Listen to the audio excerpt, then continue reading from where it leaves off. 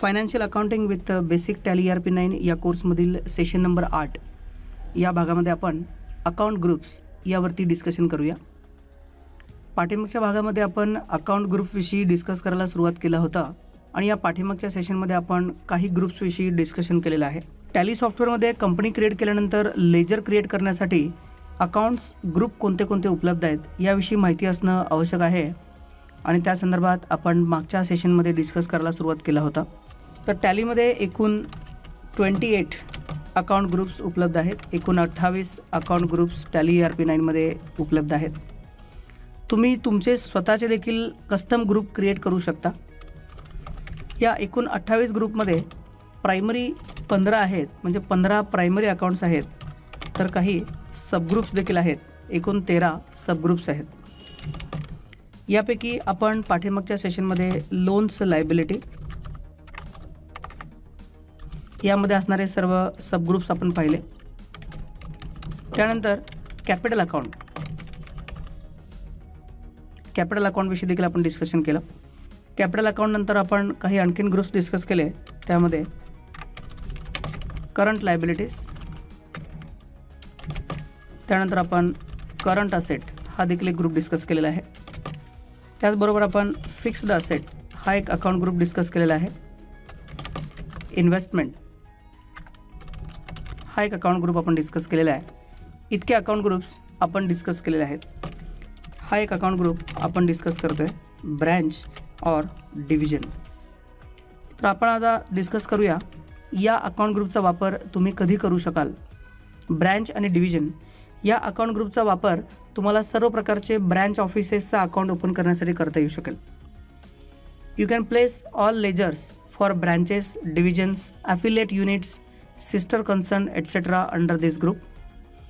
या अकाउंट ग्रुपमध्ये तुम्हाला सर्व प्रकारचे ब्रँच अकाउंट्स ओपन करता येऊ शकतील। फॉर एक्झाम्पल, तुमच्या एकाच फर्मचे आणखीन ब्रांचेस वेगवेगळ्या भागामध्ये, शहरामध्ये, राज्यामध्ये असतील आणि काही वेळेस तुम्ही तुमच्या ब्रँचबरोबर पैसे, वस्तू किंवा सेवा या स्वरूपात काही गोष्टींची देवाणघेवाण करणार असाल।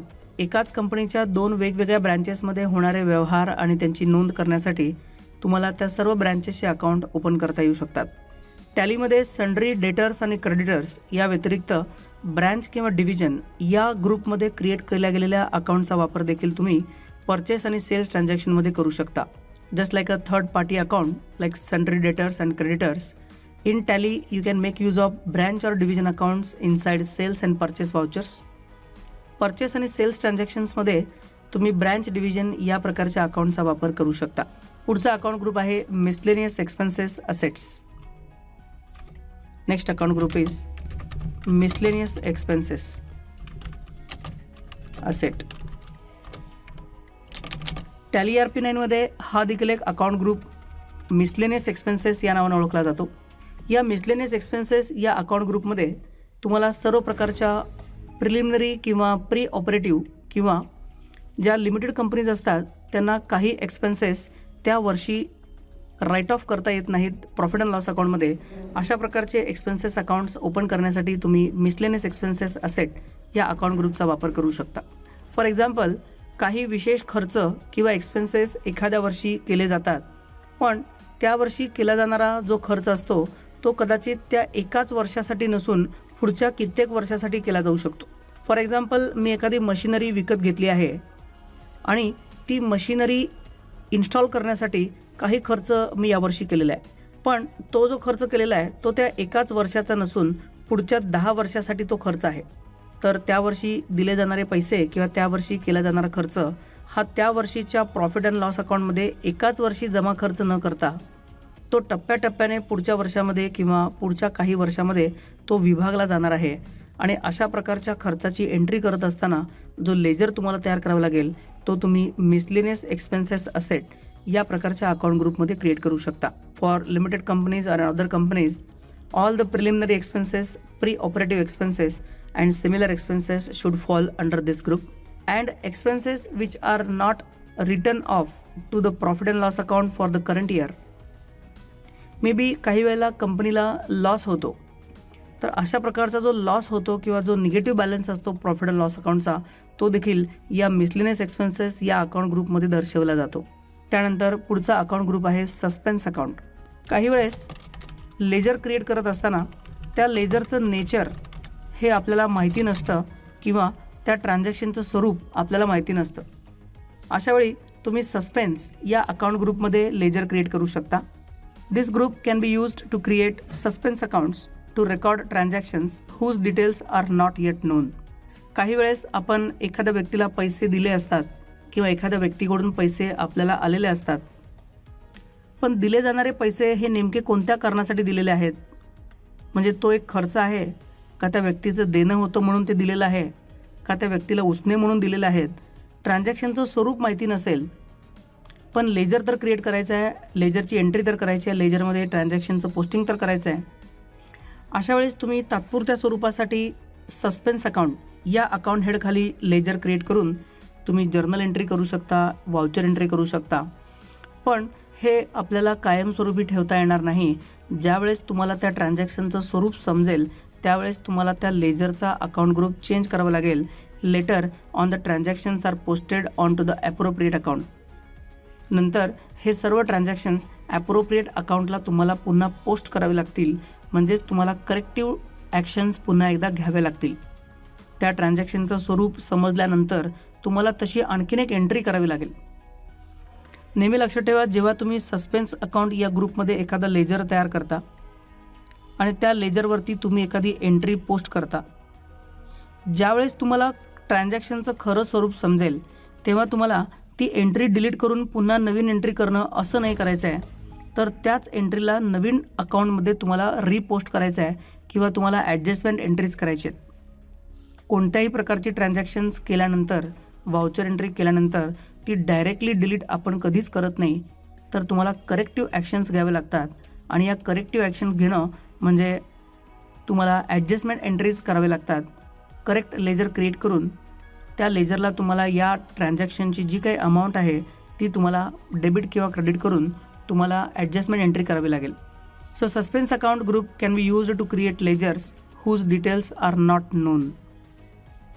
नंतर जेव्हा तुम्हाला त्या ट्रान्झॅक्शनचं खरं स्वरूप समजेल तेव्हा तुम्ही त्या एंट्रीज पुन्हा एकदा ॲप्रोप्रिएट अकाउंटला ट्रान्सफर करू शकता.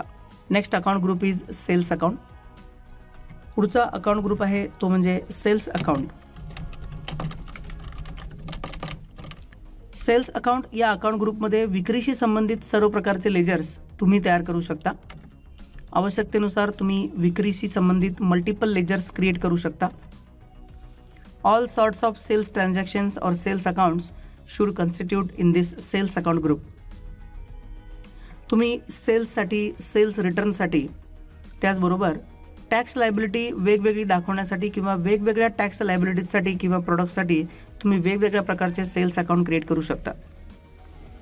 फॉर एक्झाम्पल तुम्ही sales at 5% account, sales at 12.5% account किंवा प्रॉडक्टच्या कॅटेगरी वाईज तुम्ही सेल्स करू शकता. फॉर एक्झाम्पल तुमच्याकडे ABC या 3 प्रकारच्या कॅटेगरीच्या वस्तू असतील तर तुम्ही A कॅटेगरी सेल्स किंवा B product sales, C product sale अशा कॅटेगरीनुसार देखील तुम्हाला मल्टिपल सेल्स अकाउंट क्रिएट करता येऊ शकतील. विक्रीशी संबंधित सर्व प्रकारचे लेजर अकाउंट्स क्रिएट करण्यासाठी सेल्स अकाउंट हा अकाउंट ग्रुप तुम्हाला वापरता येऊ शकेल. Next account group is purchase account. पुढचा अकाउंट ग्रुप आहे परचेस अकाउंट. परचेस अकाउंट या ग्रुपमध्ये खरेदीशी संबंधित सर्व प्रकारच्या अकाउंट्सला क्रिएट करता येऊ शकेल. This group can be used to create all accounts related to purchase transactions. इथे देखील तुम्ही टॅक्स लायबिलिटीनुसार किंवा प्रॉडक्टच्या कॅटेगरीनुसार, आवश्यकतेनुसार खरेदीचे वेगवेगळे खाते तयार करू शकता. उदाहरणार्थ परचेस किंवा तुम्ही असंही करू शकता, रोख खरेदी आणि उदार खरेदी ह्या दोन्ही खरेदी वेगवेगळ्या दाखवायच्या असतील तर तुम्ही purchase account, cash purchase account आणि क्रेडिट परचेस अकाउंट असे वेगवेगळे अकाउंट्स तयार करू शकता. त्याचबरोबर purchase return, purchase at 5%, purchase at 12.5% असे परचेस रिलेटेड वेगवेगळे अकाउंट्स तुम्हाला तयार करता येऊ शकतील. नेक्स्ट अकाउंट ग्रुप आहे डायरेक्ट एक्सपेन्सेस.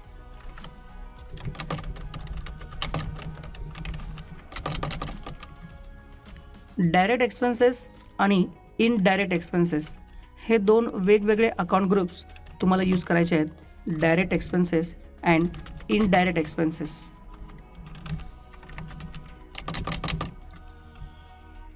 डायरेक्ट एक्सपेन्सेस या अकाउंट ग्रुपचा वापर सर्व डायरेक्ट एक्सपेन्सेस अकाउंट ओपन करण्यासाठी केला जातो आणि इनडायरेक्ट एक्सपेन्सेस या अकाउंट ग्रुपचा वापर सर्व प्रकारच्या इनडायरेक्ट एक्सपेन्सेसचे अकाउंट क्रिएट करण्यासाठी केला जातो.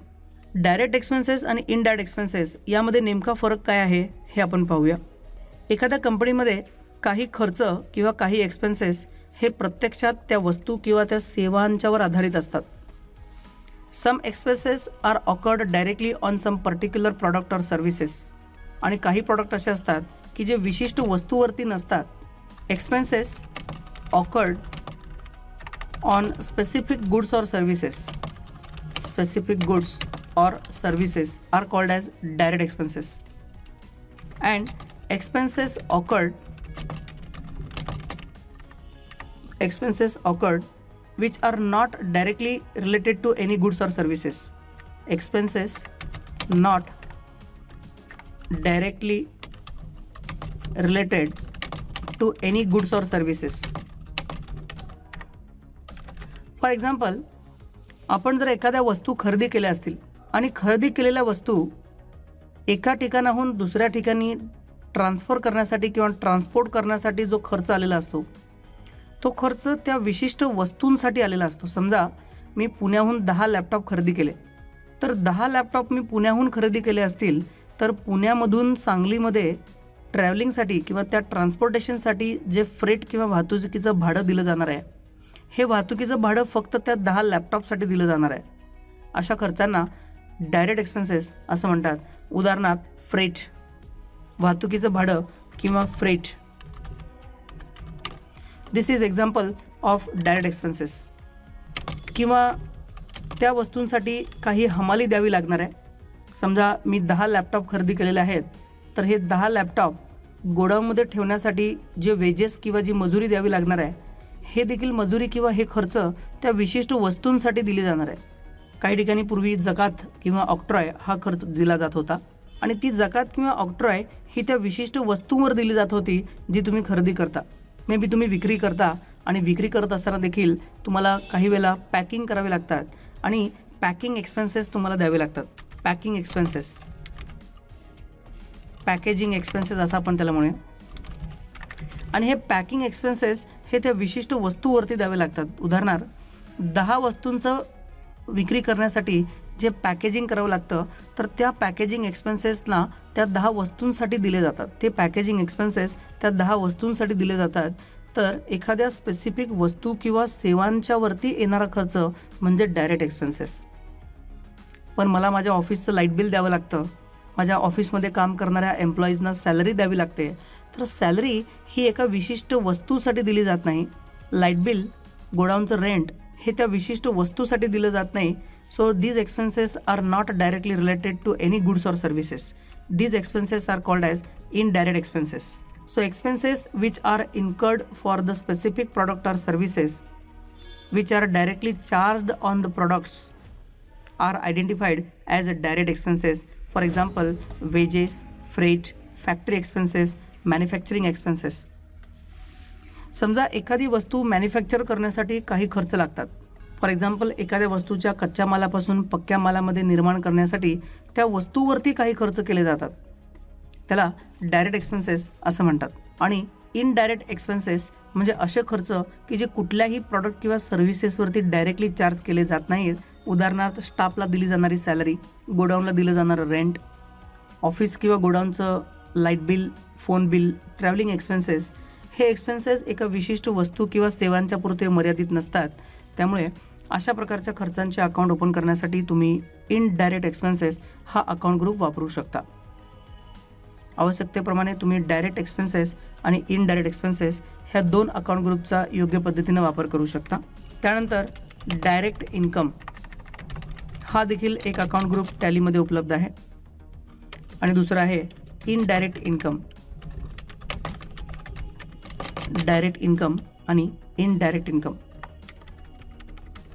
डायरेक्ट इन्कम आणि इनडायरेक्ट इन्कम हे 2 अकाउंट ग्रुप्स तुम्हाला इन्कम प्रकारचे अकाउंट्स क्रिएट करण्यासाठी वापरता येतात. डायरेक्ट इन्कम म्हणजे बिझनेस ट्रान्झॅक्शनमधून मिळालेले income. Okay, income awkward on business transactions. तुम्ही ज्या प्रकारचा व्यवसाय करता त्या व्यवसायामध्ये होणाऱ्या बिझनेस ट्रान्झॅक्शननुसार जो नफा तुम्हाला मिळतो, अशा प्रकारच्या नफा किंवा अशा प्रकारच्या अकाउंट्सला डायरेक्ट इन्कम असं म्हणतात. Direct income is the one which is earned directly by the way of business activities. तुम्ही बिझनेस ॲक्टिव्हिटी किंवा बिझनेस ट्रान्झॅक्शनमधून मिळवलेल्या नफ्या किंवा अशा प्रकारच्या अकाउंट्सला ओपन करत असताना तुम्ही डायरेक्ट इन्कम हा ग्रुप वापरू शकता. Income earned bye doing business activities.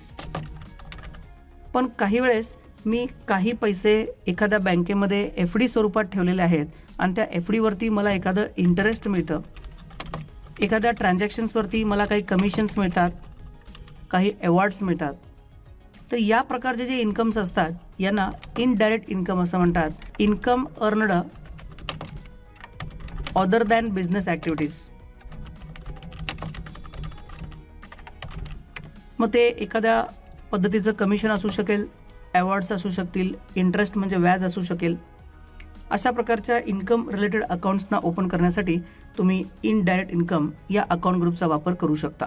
So indirect income means income which is earned by the way of non-business activities. For example, interest received, bonus, awards, incentives, commission, brokerage. या प्रकारच्या सर्व लेजर्सना create करत असताना तुम्हाला indirect income या account ग्रुपचा वापर करावा लागेल. या पद्धतीनं आपण या सेशनमध्ये शिल्लक राहिलेले सर्व अकाउंट ग्रुप्स डिस्कस केलेले आहेत.